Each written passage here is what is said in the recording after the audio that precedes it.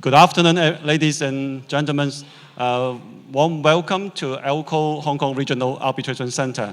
And today we have an MOU signing ceremony between AALCO Hong Kong Regional Arbitration Center and the Hong Kong Internet Corporation. Let's start the signing ceremony first. May I invite my director, Mr. Nick Chen, and Mr.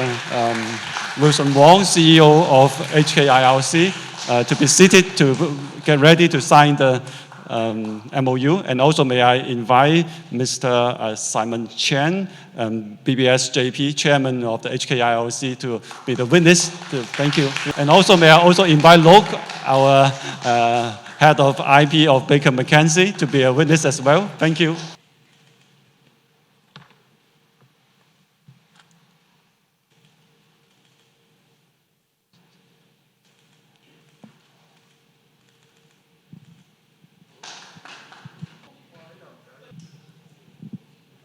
Now, before we start our Fireside Chat, may I invite Chairman of HKIRC, Mr. Simon Chen, BBS JP, to come on to stage again to say a few words with us. Thank you, Simon. Thank you.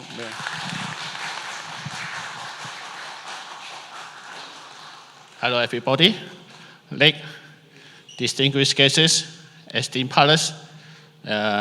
It's a great pleasure that I welcome you all here today as we gather to mark a significant milestone in our journey towards enhancing domain dispute resolution services for .HK users.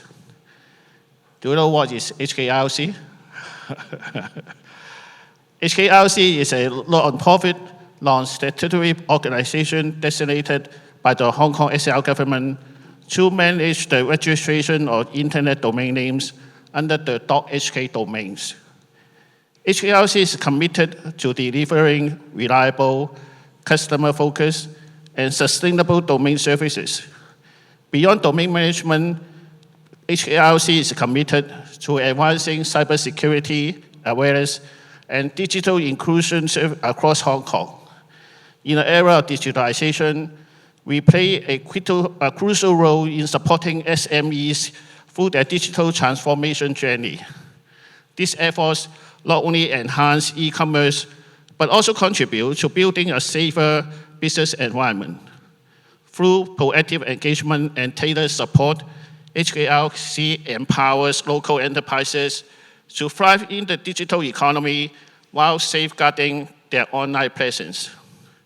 Today, we are signing a MOU with the Asian African Legal Consultative Organization, which will broaden our collective efforts and provide an additional option for domain dispute services. This partnership is not just about expanding our offerings. It reflects our commitment to ensuring that our users have access to the best resources available in navigating domain disputes. As we all know, the digital landscape is constantly evolving. With the increase in online presence, the potential for disputes over domain names has also been rising. It's been our responsibility to provide effective and efficient solutions to our users, empowering them to resolve conflicts swiftly and fairly. By partnering with the Asian African Legal Consultative Organization, we are combining our expertise and resources to create a more robust framework. This collaboration will not only streamline the dispute resolution process, but will also enhance the overall user experience for those in the .HK domain. I would like to extend my gratitude to everyone involved in making this partnership a reality. Your hard work, dedication, and vision have been instrumental in bringing us to this point. Together, let us continue to innovate and improve our services, ensuring that .HK remains a trusted and reliable domain space for all users. Thank you again for all your support, and I look forward to a fruitful collaboration ahead. Thank you. Thank you. Thank you, Chairman Chen, and for sharing us with the vision and mission of .HK. We feel very encouraging. Now, without further ado, may I invite my Director Nick. Gracious thanks to the Hong Kong IOC for your support. Sean, Wilson, fellow friends from the community. We see this as a really big milestone for us to be able to collaborate with Hong Kong IOC. With the increasing geopolitical tension we see around the world, countries, businesses are looking for a neutral, stable place to do business. And e-commerce is now taking up maybe, or contributing to close to 20% of many countries' GDP. So it is ultra important to find the real platform. And we are working with Hong Kong IOC not for the sole purpose of wanting to have a lot of disputes in domain name. We wish there's no disputes. What we really truly want is that people understand this opportunity, and through this platform, through this collaboration, more people appreciate. Now is the best time to register your .hk domain name. Hong Kong IOC is also a registrar and a register, so not just a register of last resort, but they provide a lot of value-added services like cybersecurity protection and all that. So really encourage our friends from our 49 member states. 2/3 of the world's population live in our 49 countries. And through this and through our network, we'll be spreading the word that we now have the support of the Hong Kong IOC and the benefit for companies around the world to use the .hk domain name. So with that, thank you, and thank you.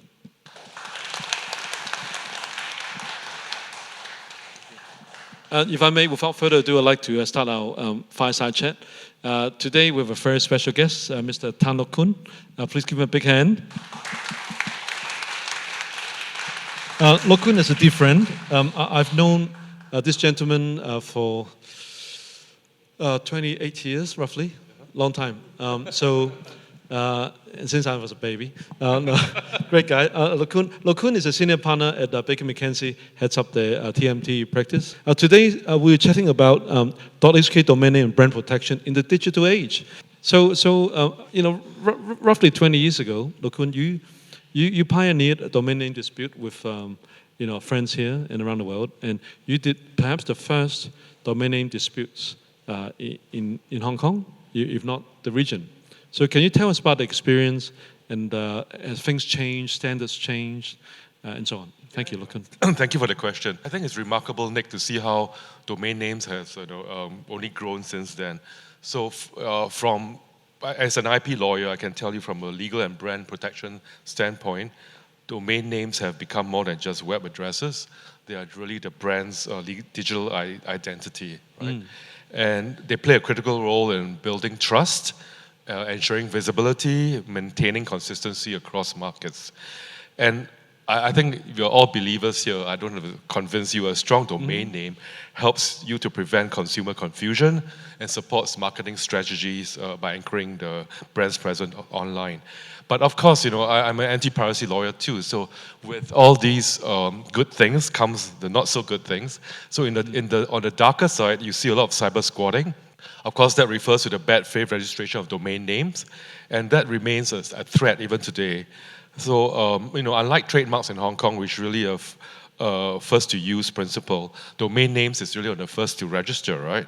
So that means that you have to be quick, and therefore I encourage all of you just to do that right away. And of course, the internet landscape has become very complex since the last time I handled the first case. We have seen the rise of very new generic top-level domains like .app, .store, as well as, and this is the one that's quite interesting, blockchain-based domains like .eth, .crypto. And enforcement, of course, is trickier with the blockchain domains. Just to answer your question, in essence, I think in today's digital economy, domain names are very important. They are fundamental. They are really, I believe, a frontline asset in protecting the brand integrity and navigating the evolving risks of the online world. Friends, you've seen witnessing the signing of the MOU today. From this day onward, you can see our domain name dispute resolution policy put up on our website. And you are sitting here in this very room many years ago, this used to be the Court of Final Appeal of Hong Kong.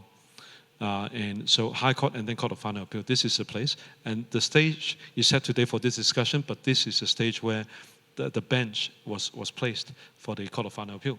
So very fitting that we're here. So we'll be ruling a fair transfer, or who should own the domain name, if there's bad faith or not. Loke, with geopolitics I mentioned earlier, how can having a good domain name or .hk domain name, for instance, contribute to the growth of the GBA or the Belt and Road initiatives? I just came back from Shenzhen. I mean, it's amazing. I resisted going for a while because it's so crowded, but I finally went there. I'm just amazed. And of course, there are so many friends who have been there. And when we think of Hong Kong, it's not just Hong Kong alone, obviously, but it's also the GBA. Indeed, I think Hong Kong's role is really as a global super connector and value-adding hub. Once it's established, this is increasingly relevant when we look at the growth potential of .hk domain name registrations. Firstly, from a regulatory perspective, Hong Kong offers a very liberal and business-friendly domain name regime. There's no real name registration requirement. There's no pre-approval process. There's no content censorship of domain names. So that's all the good stuff, right? That stands in contrast perhaps to the more stricter requirement over in mainland China, where real name verification is mandatory and domain name subject to government censorship. For businesses, I think this flexibility gives Hong Kong an attractive base for digital operations. And then secondly, I think the .hk domain name serves as a very powerful signal of familiarity with the Chinese market, while at the same time reflecting Hong Kong's neutrality and openness. And I think it allows companies to demonstrate proximity to China without being subject to the same regulatory constraints. Of course, as Hong Kong continues to play a central role in the GBA, I think it will really be what we call a digital and legal bridge, right? By helping companies expand to mainland China and emerging markets. And some people ask where I'm from. I'm Singaporean. So I think I was hired by Baker McKenzie because I'm allegedly trilingual, meaning that English, Mandarin, and some dialects. I'm Fukkienese. And I think Hong Kong's unique advantage as a bilingual or trilingual common law city also cannot be overstated. Because, according to WIPO, for example, 2 top languages used as domain name disputes are English and Chinese, right? Both of which are official languages in Hong Kong. So I think combined with the common law structure, the strong dispute resolution infrastructure, it makes Hong Kong a very convenient and trustworthy hub for resolving domain name disputes. So we are resolving not just a .hk, but a .香港as well. Under Trump 2.0, if I put it that way, there's a lot of impact on trade. And so a lot of people are looking for different markets, or the Middle East. Our friends just came back from skiing and sand surfing. How should clients make use of Hong Kong to access the 1.4 billion consumer market? I think Hong Kong is very unique, obviously. It has a very unique position business-wise, geography-wise. I think .hk will be able to give companies a route to demonstrate a very clear and credible commitment to the Chinese market. Well, it's obvious, I'm preaching to the converted, so to speak. It's a leading financial services center, right? So Hong Kong is familiar with the regulatory, commercial, cultural dynamics of doing business in China. And of course, it serves as a trusted gateway also to a market of 1.4 billion people, offering both scale and long-term potential. And if you look at the culture and linguistic proximity to the mainland, it also enables our Hong Kong folks to also be able to relate on that level. And of course, then looking further south, Hong Kong's ties to the Asian jurisdictions is a given. I mean, we're always talking about Hong Kong and Singapore, who's winning the battle or the economic war. But I think it's symbiotic. I remember in the COVID days, there were all these attempts to enable people from Singapore to come to Hong Kong, right? And that kind of went on for a while. I think Hong Kong's ties with Asian jurisdiction is very important here. It's a major asset. It gives you very strong economic, business and social connections to Southeast Asia and South Asia, where there's very large populations and fast-growing markets. So all in all, Nick, I think Hong Kong would be an ideal launchpad, not only for China-facing strategies, but also for Southeast Asian ones. Do you think having a .hk domain name could be more of a seal of standard? Does it represent something to clients?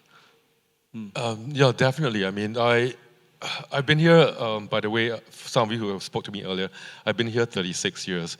And of course, I'm very biased because even though I'm Singaporean, I can see how different, because Singapore has got its own strategic position, but the market is smaller. And over in Hong Kong, it's so much bigger. I think .HK, I'm a brand person, as Nick says. So I think the distinctiveness is really in the sophistication of the market here.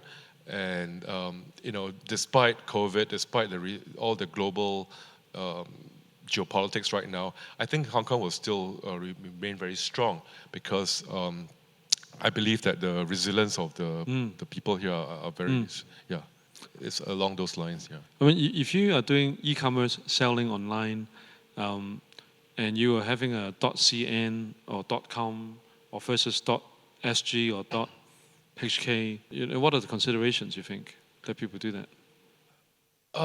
Well, honestly speaking, there's a bit of perception, perhaps, is that the right word?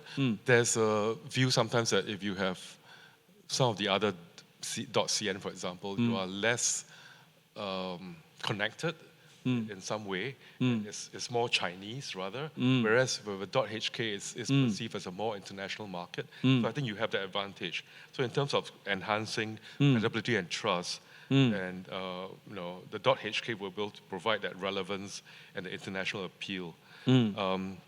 Also, the .hk domain implies a more open and less restrictive internet environment as compared to .cn. Some of it is perception, it's not the truth. So always it's somewhere in between in most cases. Perceptions are also important. Partner of mine, when I was a young associate at Baker McKenzie, he used to teach me that perception is reality. If enough people believe in it, it becomes the truth, right? So we have to deal with perceptions and find that balance. At the same time, I think .hk domain offers distinct advantages in markets across the global south. RCEP, Belt and Road countries. I think it enables Hong Kong to distinguish itself from the mainland as an international financial and service center. Of course, then we'll have to talk a bit about the arbitration side of it, right? Sure. It associates the brand with Hong Kong's strengths, a sound legal framework, a robust business environment, and a world-class arbitration infrastructure. So I think going back to my first point earlier, it's not just a web address. I think it's really a strategic asset. It reflects Hong Kong's unique position and helps companies to navigate the Chinese market and the broader international landscape. Are brand companies coming to Hong Kong? Are they based in Hong Kong, or are they now moving to your? I think for me, many of our clients are still believers in this market because there was a time when perhaps they thought during COVID or just right after COVID, maybe they should move things down south. But going south is not often a good thing. Yeah, they did explore other markets. I think they're hedging their bets. Of course, with the trade war now, everyone's wondering what to do, right? But I would say that for the most part, I would say up to 90% of my clients have put all their eggs in this part of the world. So they haven't really moved much. Well, it's a 1.4 billion market. Yeah, that's right. Give it up.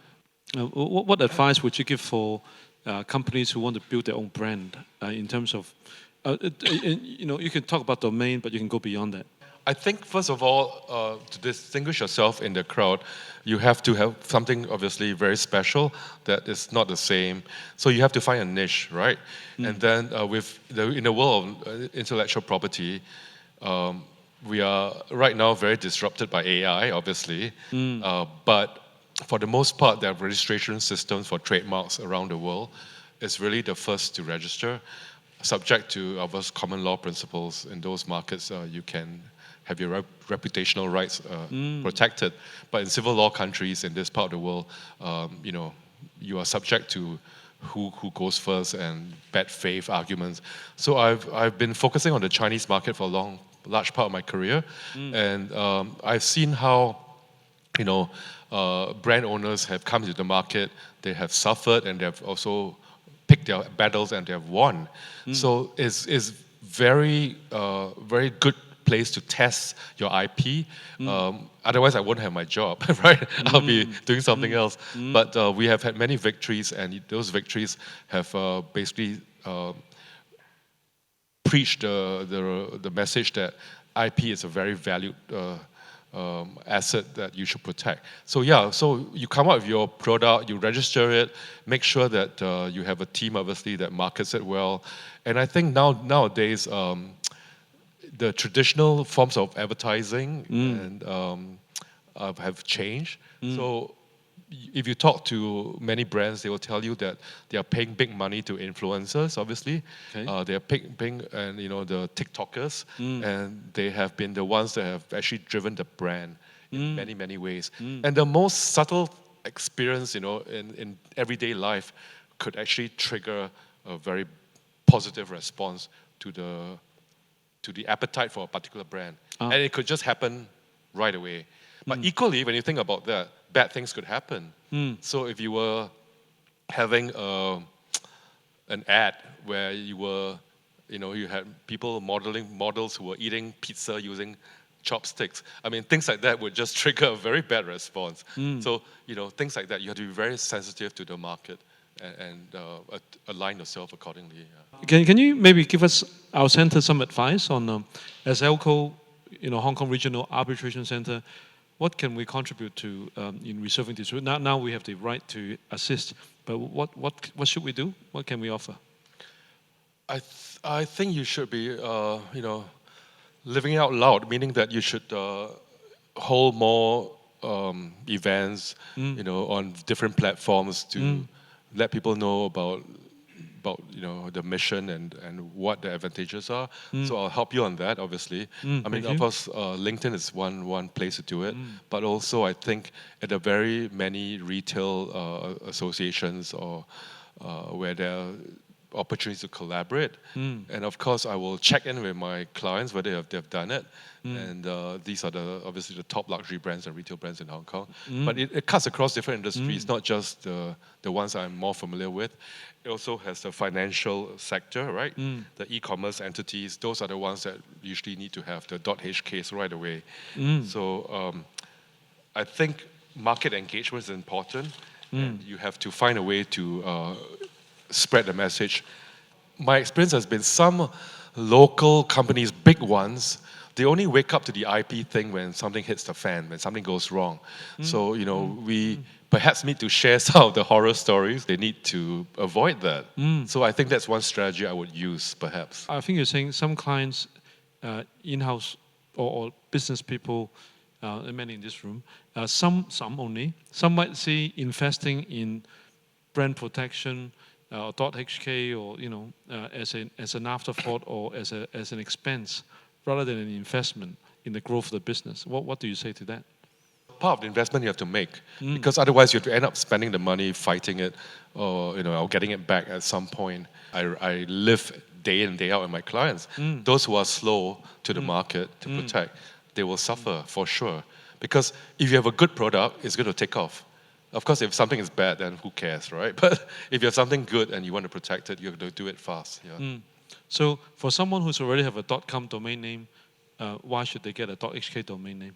And sorry if I'm repeating myself, it's really the association with Hong Kong, because of Hong Kong's very strategic position. The value really is your association with it will give you that added gloss, right? And it's not perception, it's actually the truth, right? This goes beyond perception. But sometimes the negative things might be more perceptions, but what's the negative perception about .HK? I haven't heard any, but if there's one, let me know. But if nothing else, maybe .HK, .Hong Kong, maybe you want a longer one, I don't know. But .Shangang, whatever. But people might think that there are so many to choose from, why have another one? But I think if you haven't had the most important one and you're based here geographically, it's a no-brainer. For me, that's obvious, yeah. So if someone cyber-squatted your domain name, took it before you register, what are the features of a domain name dispute resolution rules in Hong Kong? What are the features? to succeed in a domain name complaint, 3 elements must be established.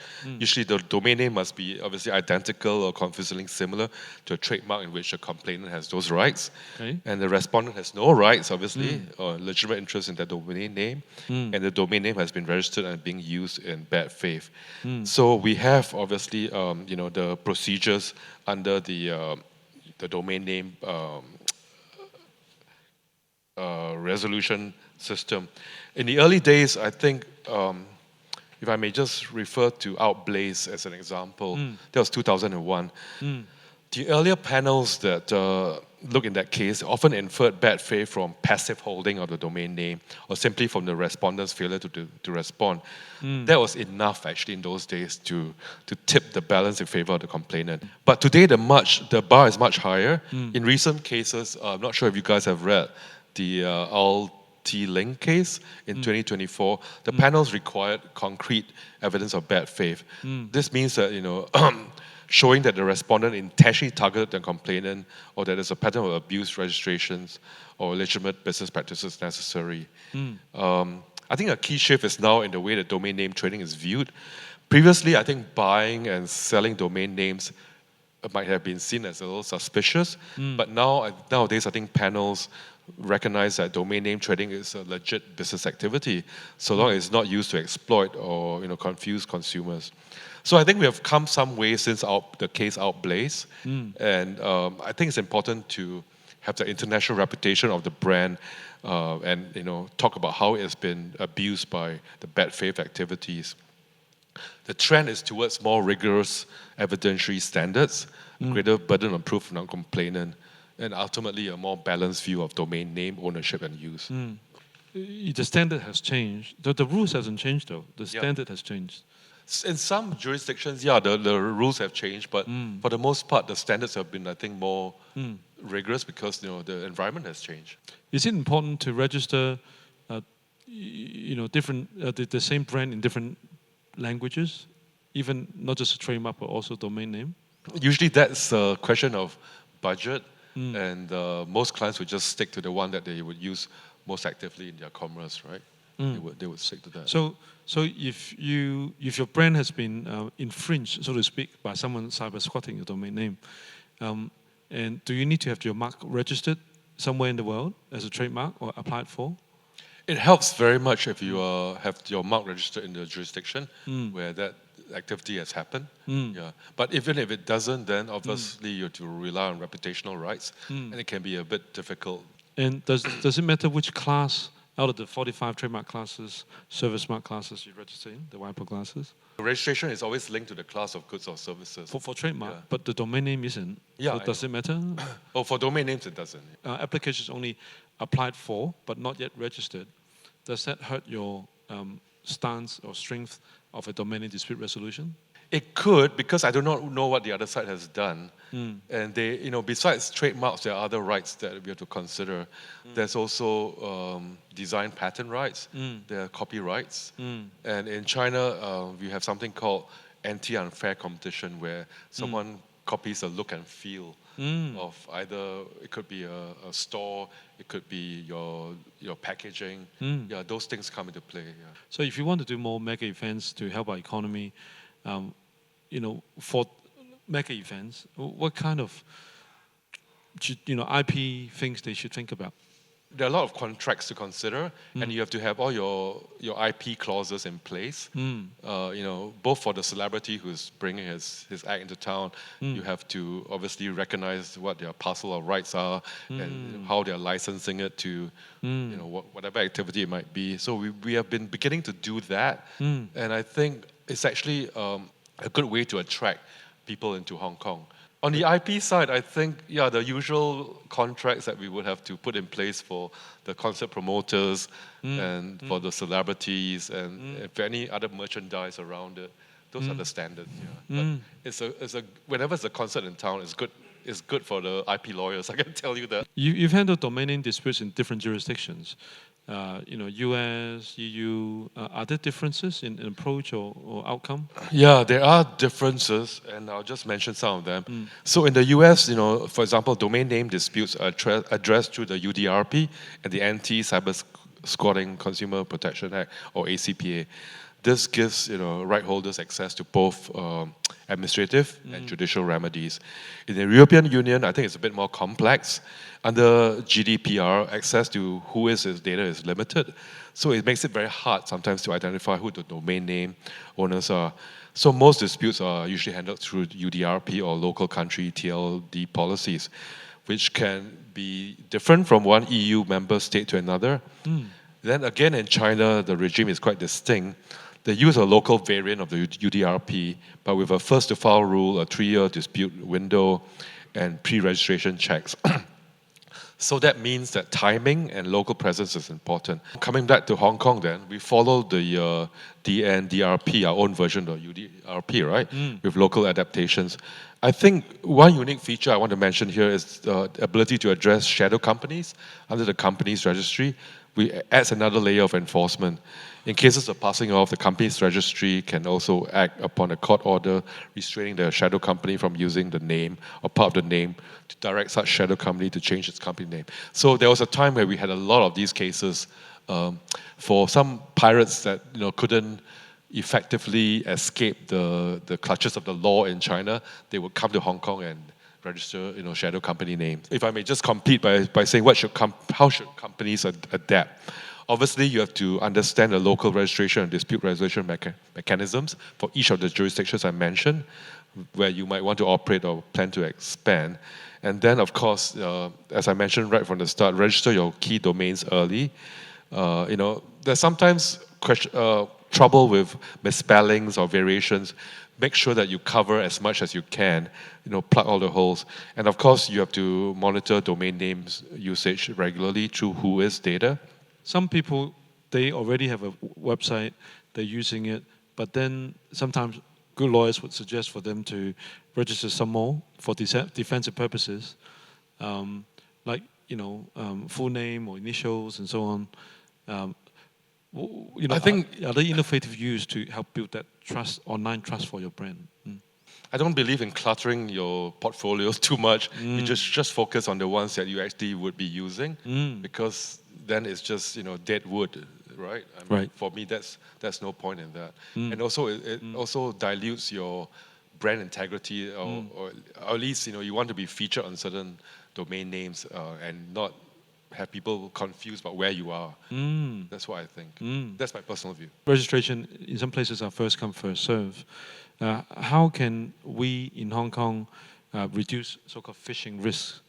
Phishing is a big problem. So I think while domain name registration is open and based on a first come, first serve model, I think .com.hk has built-in safeguards that help reduce phishing and enhance consumer trust. First, I think .com.hk domains require registrants to be registered Hong Kong entities and have to go through multiple verification steps. I think this vetting process would deter anonymous or fraudulent registrations and give consumers confidence that the website they're visiting is backed by a traceable business, right? Second, I think local accountability plays a big role. So when consumers are asked to enter sensitive information like credit card details or personal information, I think they're more likely to trust a website that's been verified in Hong Kong. So the .com.hk extension signals that the business is subject to local regulations or oversight. But of course, as phishing threats evolve, especially the Web3 space, I think businesses should be monitoring decentralized blockchain domains. These are what I call the .eth and .crypto for potential brand infringement. But, that's a whole new world, and a world that, is very scary. And I don't think I have the perfect answer for you, but you really need to monitor it. Any questions from the audience? Hi, I'm Louise from the Hong Kong International Arbitration Centre, and I don't have a question, but we've been offering the .hk domain name dispute resolution services for many years, and we would like to congratulate and welcome AALCO to the domain name dispute resolution community. Thank you very much. And You know, we're really excited about having you join us to share the good word of domain name dispute resolution and share with the community that there are, efficient solutions to problems like cyber squatting and other problems online that have just grown exponentially since the beginning of the internet. I also just want to highlight that on top of the .hk domain name dispute resolution services offered by HKIRC and now AALCO, we also run domain name dispute resolution services under the UDRP that was mentioned by Loke for the .com and the .org. And it's a very exciting world out there for enforcement against cyber squatting. So if you are interested to talk more about domain name dispute resolution services, please talk to me or Dennis or Nick or Loke, but congratulations. Thank you, Louise. That's good. So you could solve .com domain name disputes right here in Hong Kong. Any other questions, comments? I'm Wilson Lam from the Hong Kong Institute of Arbitrators, and I just have two questions and wish to seek for your expert view. The first is regarding .hk and right now, which is another very hot, which is called the .ai, and so just for an hypothetical case, if we have a name which is ABC XYZ .hk and another website name which is ABC XYZ .ai, and so what would be your expert views for us to protect the website's domain name and the trademark and our IP right in future? So you're saying that there's a .hk you've registered, and then there's a .ai, identical name? Can it be? I mean, of course, if it violates your brands, then you should go after them. Why would you have doubts about going after them? Yes, because right now .ai is very, very hot. It's very new, is that? It's very new and also very, very hot. And I know a number of companies or corporations or brands, including startups, they are all thinking about that. If you register Khoon.10.hk and someone register Loke.Khoon.10.hk, does it mean you need to register multiple trade names, multiple domain names? It's a hypothetical comparison of treat that as .hk, but he's saying that the TLD is quite popular these days. Thank you. Second question? Regarding the trends in IP right regarding Web3 technologies and stablecoins developments in Hong Kong in future. Well, I mean, you know the Hong Kong government policy is very supportive of Web3. So in a country with 1.4 billion people, this is the only place where you could develop Web3. So crypto or not, DeFi if you want. I would expect a announcement by the government closer to end of July, start of August about stablecoin. So look out for that space. Question in the back. Thank you. I have a short question. Your name, company? My name is Thomas Chan. I'm a private solicitor in Hong Kong. So, Mr. Tan, you just mentioned that the standard for bad faith, right, has become higher in a recent case, right? So now, is it because it's easier for the people to come to Hong Kong to register a Hong Kong company and then to go forward to register a domain name, and then that one just holds the domain name registration without doing any infringing activities or without causing any confusion. So is it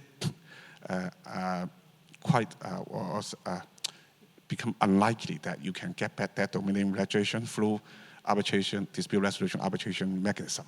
Or is advisable for the party to go through the High Court action to get back their domain name registration, just like the shadow company cases you have just mentioned. So they register it and they don't use it. Yeah, just hold it and for sale or for...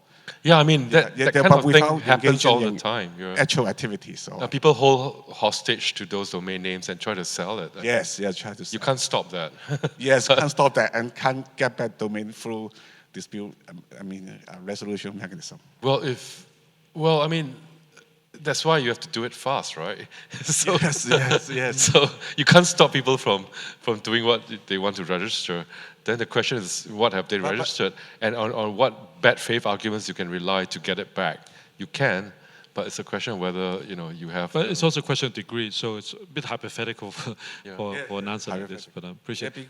Because there are lots of kinds of domain name registrations in .ohk, at .org, .net, .hk. We have many clients who paid big money to get their domain names around the world. That's been too many to mention.